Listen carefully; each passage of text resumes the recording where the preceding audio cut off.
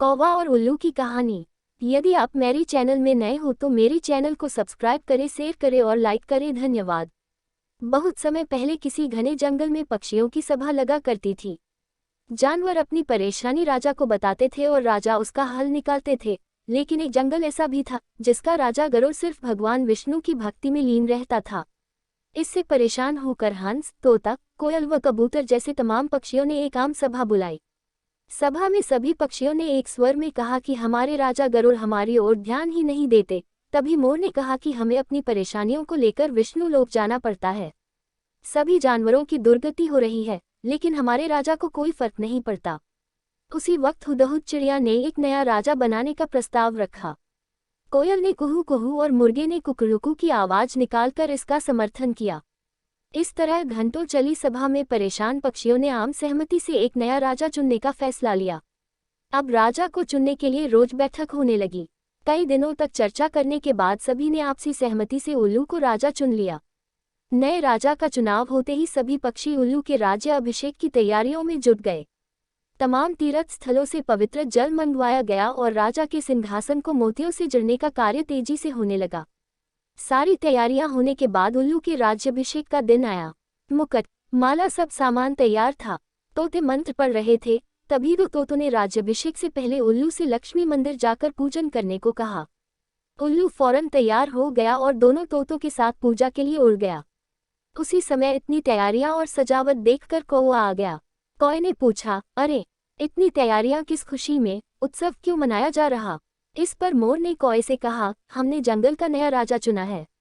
आज उनका राज्याभिषेक होना है, उसी के लिए ये सब सजावट की गई है। इतना सुनते ही गुस्से से लाल कौए ने कहा, ये फैसला लेते समय मुझे क्यों नहीं बुलाया गया? मैं भी तो एक पक्षी हूँ। इस बात का जवाब तुरंत मोर ने देते हुए कहा, यह फैसला जंगली पक्षियों की सभा में लिया गया था। अब तुम तो बहुत दूर इंसानों के शहर और गांव में जाकर बस गए हो। गुस्से में काले कौए ने पूछा, किसे तुमने राजा चुना? तो मोर ने बताया, उल्लू को। ये सुनते ही कौवा और गुस्सा हो गया।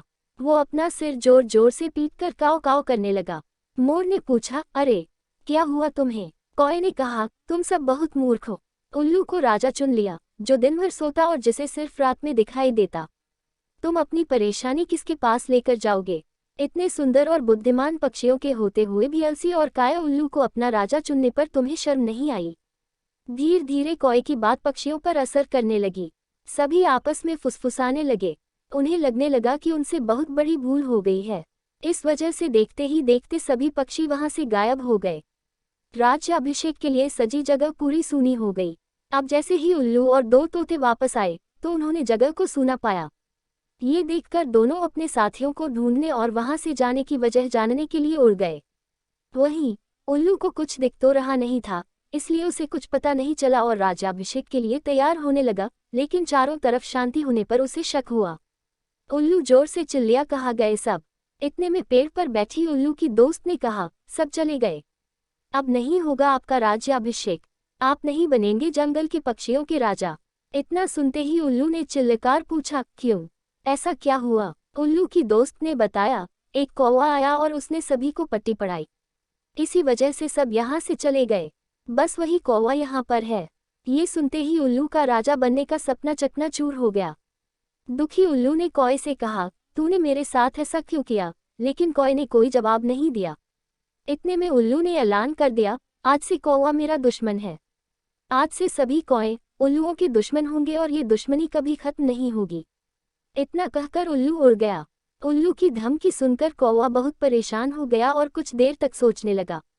इस दौरान उसके मन में हुआ कि बेकार ही उसने उल्लू से दुश्मनी मोल ली। उसे काफी पछतावा भी हुआ, लेकिन अब वो कुछ नहीं कर सकता था क्योंकि बात बिगड़ चुकी थी। इसी सोच में कौवा वहां से उड़ गया। तब से उल्लू और कौए की दुश्मनी चलती आ रही है। इसलिए मौका मिलते ही उल्लू कौओं को मार देते हैं और कौए उल्लुओं को। कहानी से सीख, दूसरों के मामलों में हस्तक्षेप करना भारी पड़ सकता है। दूसरों का काम बिगाड़ने की आदत उम्र भर की दुश्मनी दे सकती है। इसलिए अपने काम से काम रखना चाहिए। पूरी कहानी सुनने के लिए धन्यवाद।